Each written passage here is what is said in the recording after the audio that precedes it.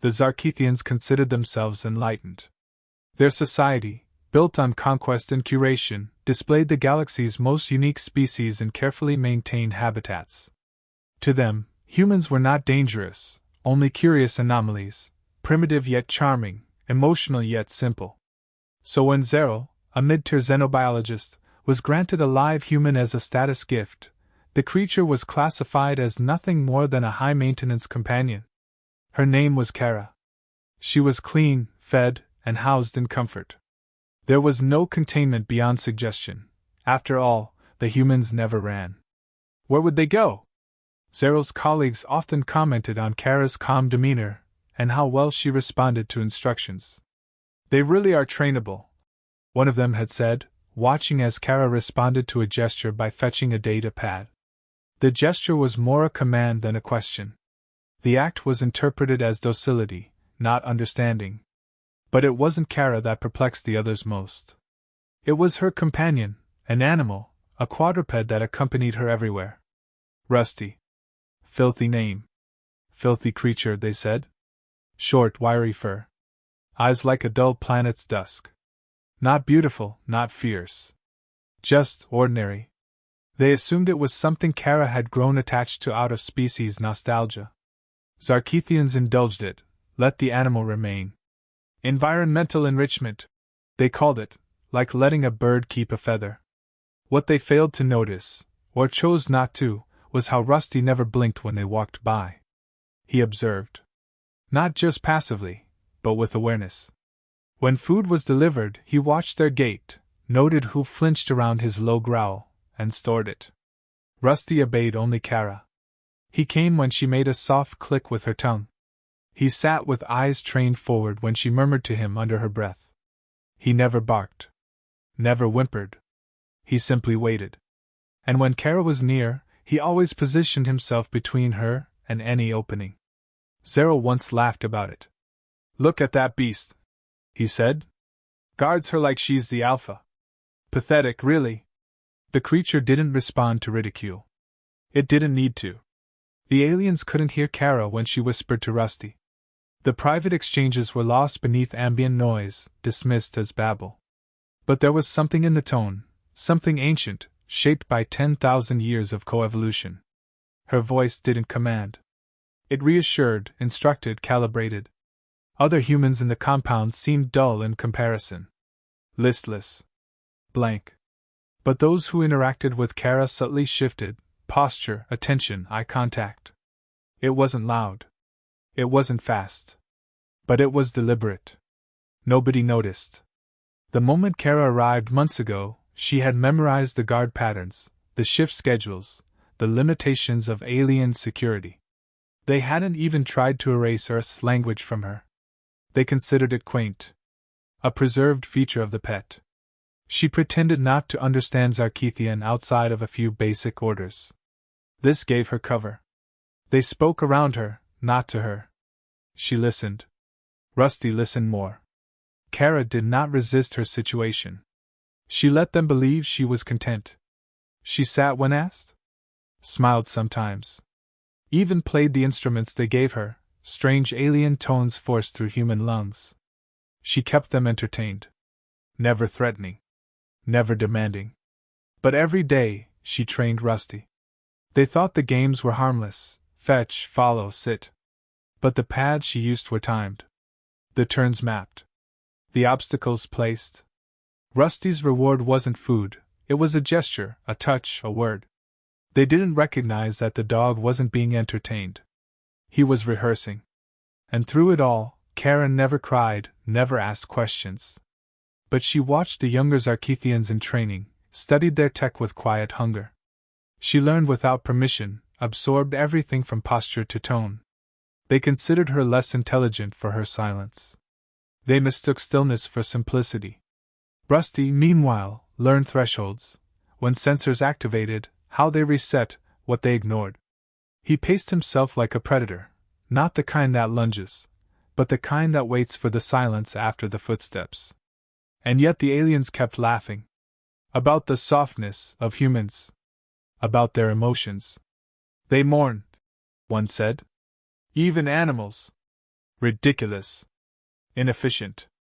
They did not understand that emotion was a force of focus, not fragility.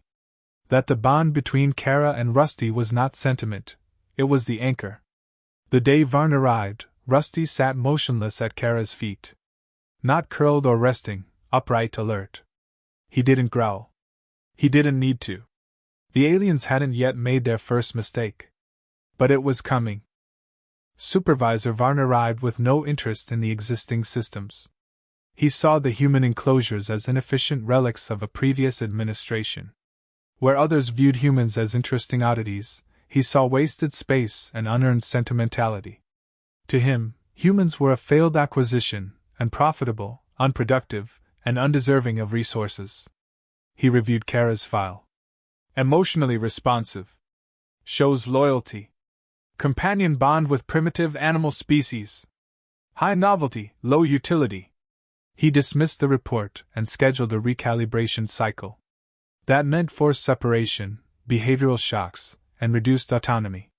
Kara was informed through symbols on her interface. She didn't respond.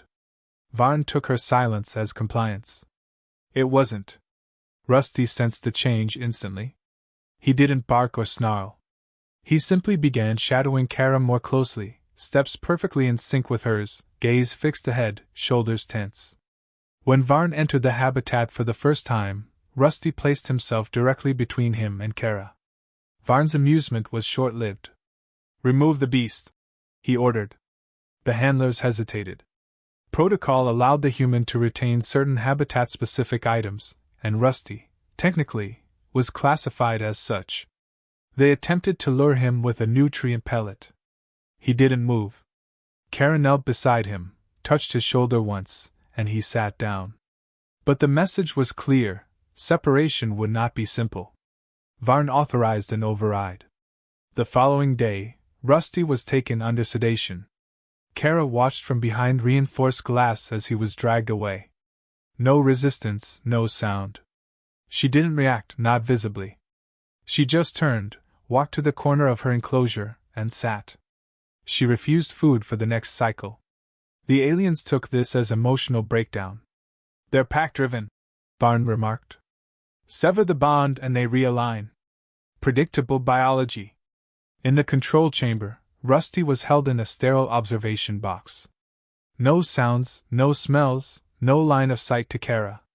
He sat completely still, eyes locked on the door. He didn't eat. He didn't drink. He simply waited. The technicians monitored his vitals, looking for distress patterns. None appeared. They increased isolation pressure. Still no deviation. Varn ordered a response trial. A low-voltage nerve prod, harmless but painful, was applied. Rusty didn't move. A second one, higher intensity. He blinked once. A third, directly behind his shoulder. He growled, low, deep, and steady. The room went silent. Varn, watching the footage, leaned forward. Cognition. Not instinct. He's prioritizing control over reaction. That's learned behavior. He returned to Kara's enclosure. "You'll be reassigned," he told her, expecting no response. She looked at him for the first time. Her face gave nothing away. That night, Kara rearranged her sleeping mat. She paced the edges of the enclosure. To the casual observer, it looked like restless grieving. But it was pattern creation. Placement calibration. Muscle memory. The next day, Varn ordered a demonstration. The goal: suppress Kara's defiance by making an example of Rusty. She was escorted to a transparent viewing platform. Rusty was already restrained in the testing zone, limbs locked, jaw muzzled. "This is to ensure proper behavioral correction," Varn said. Kara didn't blink. A shock pulse hit Rusty's flank. He flinched but didn't yelp. His eyes found Kara's. She didn't cry. She didn't speak. Her hand moved, just barely, 3 fingers curling in, one at a time. The alien technicians thought nothing of it. But Rusty's pupils narrowed. Another shock. Then another. Then nothing.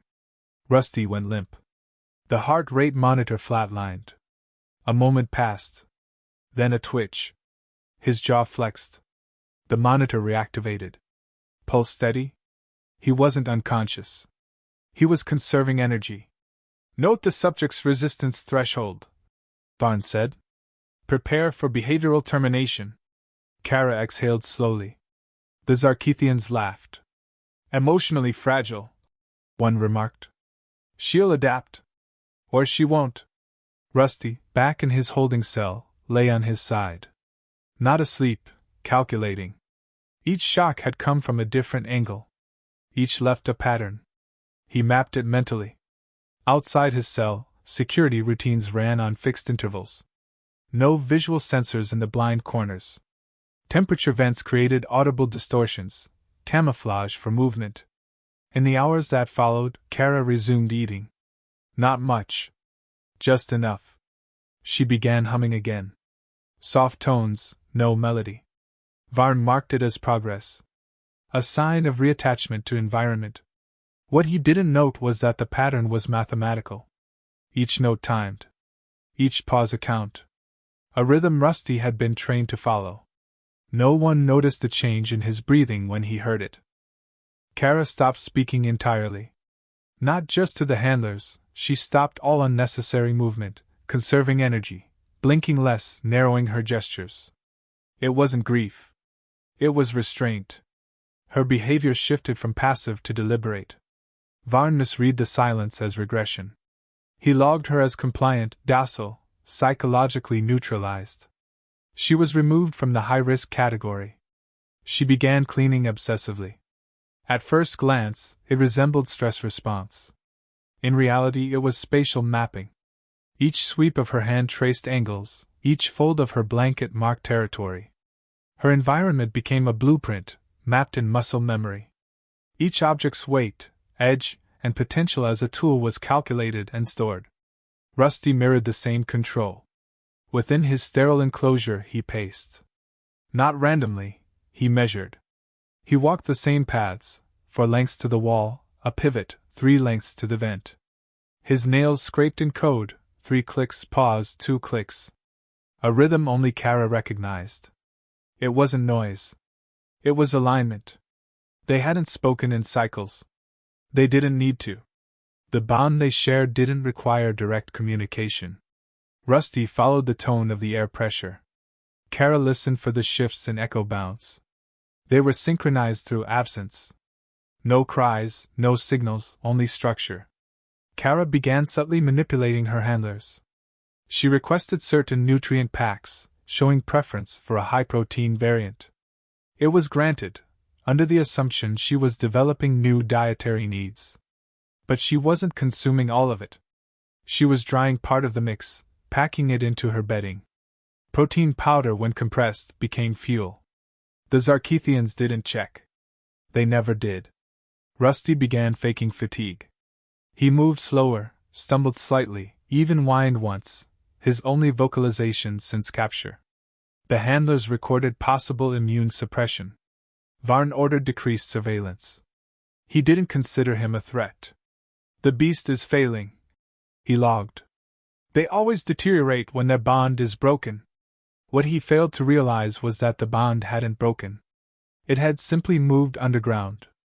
Kara resumed her humming. The rhythm altered, still soft, but with more space between notes. The intervals weren't random. They matched the security rotation in her wing. 3-second gap, 5-second pause, 12-step repeat. The sound was not for comfort. It was a time code. In a different part of the facility, a direct specimen broke containment. Massive, aggressive, nearly untrainable. It took 12 guards to restrain. Varn watched the footage and issued a directive: eliminate underperforming specimens. Kara's category was included. She was summoned for reclassification. The evaluation chamber was cold. She didn't flinch. A probe scanned her vitals. She registered calm. One handler noted elevated heart rate. Varn dismissed it. Residual attachment, he said. Later that cycle, Rusty stopped pacing. He lay flat for the first time in days. Unmoving. But his ears twitched every 17 seconds. The camera watching him flickered, reset once. Nobody checked the playback logs. Kara was returned to her cell. She immediately began folding and refolding her blanket. Not mindlessly, each fold formed a geometric signal, the same one Rusty had been taught months before. It wasn't visible from overhead surveillance. It was only visible from ground level, Rusty's level. Across the compound, other humans stirred. Silent coordination. Nothing dramatic, just shared glances, positional shifts, a hand brushed against a vent panel, a piece of plastic pocketed. No alarms. No alerts. No suspicion. The next morning, Rusty stood. He walked to the far side of his enclosure and lay facing the corner camera. Stared directly into it. For 13 minutes. No movement. Then he closed his eyes and waited. In Kara's cell, she crouched near the water dispenser. It hissed once, normal pressure cycle. But she was listening for a secondary sound layered beneath the mechanical hum. When she heard it, she stood up, walked to her cot, and sat. Hands folded. Back straight. The phase had begun. Rusty wasn't a pet. Kara wasn't tamed. Every act of stillness had been rehearsal. Every silence, a signal. Every compliant nod, a countdown. They weren't adapting. They were preparing. The power grid in the western wing faltered for precisely 13 seconds. No alarm sounded. It was within expected variance. To Zarkethian engineers, it meant nothing. But it was exactly the length of time Rusty needed. When the lights dipped, his restraints lost calibration momentarily. Just long enough for him to shift weight, twist his forelimb, and fracture the weak weld in the floor latch. It didn't open. It flexed. That was enough. He waited again. Kara heard the drop in current. Her lights blinked once, then steadied. Her next movement wasn't random. She tore a strip from her bedding, slow, steady, quiet. She twisted it, tied it, and slid it beneath her cot. She had 15 more actions to complete before the window closed. Elsewhere in the compound, other humans began minor disobediences. Refusal to move when prodded. Delayed responses. Averted gazes. Small disruptions, just enough to pull the handler's attention. None of it appeared coordinated. None of it triggered protocol. But the pattern was spreading. Rusty triggered the next phase using a low growl precisely when the nutrient dispenser hissed. The handler looked away briefly. That's when Rusty moved. Not far, just enough to test range. Still no alarm. He had 2 more chances. No margin for failure. Kara's cot was no longer fixed. She'd loosened one joint weeks ago using a food tray edge. Now, with one sharp press, it came apart. She retrieved the inner rod and snapped it. One end sharpened, the other flattened. A tool and a weapon, hidden beneath discarded wraps. She stood in the center of her cell and waited. Rusty sat up. He stared directly into the feed lens. Then lay down again. The motion was logged but flagged low priority. Cameras marked it as routine animal behavior. The analysts didn't even watch the full loop. That was their final mistake. 17 minutes later, the second outage hit. This time, longer, 26 seconds. Not random. Not a malfunction. A deliberate overload triggered by one of the humans rewiring a cleaning unit's charging core. It backfed into the security grid. That was the breach signal. Rusty didn't lunge. He moved like liquid, calculated and silent. His limbs slipped from the restraints as if they were never secure. He ignored the door. He went to the vent, already loosened by consistent pressure over weeks. One kick. It opened. Kara was already moving.